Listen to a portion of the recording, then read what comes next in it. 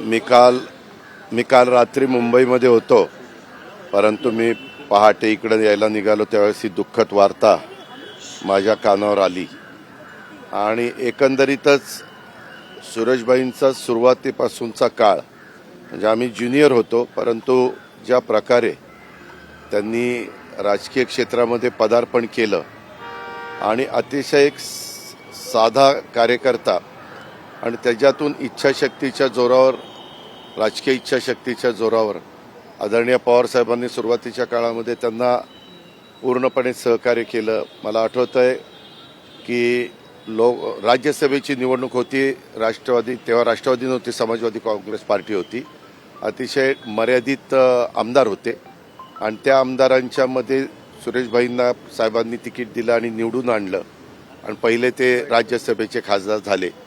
तेव्हापासून सुरेशभाईंनी कधी मागं वळून बघितलं नाही।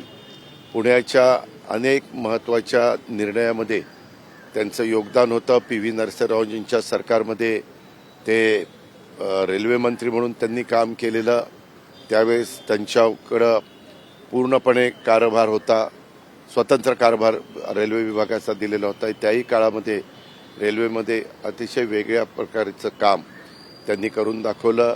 पुण्याच्या पण एकंदरीत वाटचालीमध्ये पुण्याची मॅरेथॉन असेल, पुण्याचं आपलं गणेश फेस्टिवल असेल, पुण्यामध्ये आपल्या म्हाळुंगी बालेवाडीच्या परिसरामध्ये जे क्रीडा संकुल उभं राहिलेलं त्या संदर्भातले कामं असतील, असे अनेक प्रश्न साहेबांच्या मागं लागून दिल्लीमध्ये पण ते ज्यावेळेस गेले, दिल्लीमध्ये देखील गेल्यानंतर त्यांनी एक स्वतःचा वेगळा ठसा हा उमटवण्याचं काम केलं आणि सगळ्यांची अतिशय जवळचे असे संबंध त्यांनी निर्माण केलेले होते।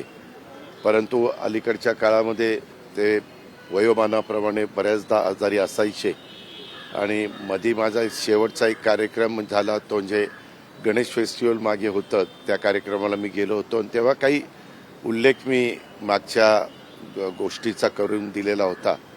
त्यावेळेस मीराभाभी यांनी पण त्याच्याबद्दल मला बोललेल्या होत्या आणि काळाच्या नियतीच्या पुढं तुमचं माझं कोणाचं काही चालत नाही। आज ज्यांनी बरेच काळ पुणे महानगरपालिकेवर, पुणे शहराच्या राजकारणावर, पुण्याच्या एकंदरीत विकासावर अनेक वर्ष काम केलं, अनेक वर्ष त्यांचा एक पगडा आपल्याला सगळ्यांना पाहायला मिळाला, ती व्यक्ती आज आपल्याला सोडून गेलेली आहे।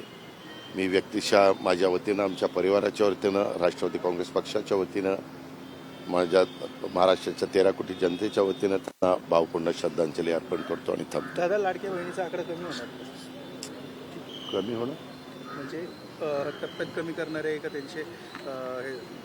नाही, सध्या आम्ही सगळेजण निवडणुकीच्या धामधुमीमध्ये आहोत, त्याच्यामुळं ह्या तुम्ही जो प्रश्न विचारला त्याच्याबद्दलची कुठली चर्चा पण नाही, काही नाही।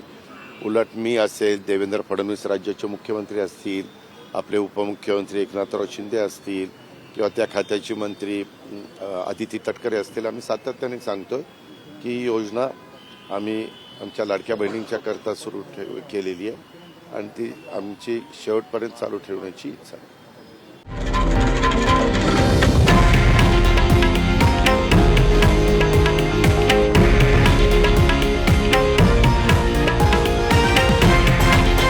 हे आहे देशातील नंबर 1 न्यूज नेटवर्क आणि आपण पाहत आहात TV9 मराठी, एकमेव।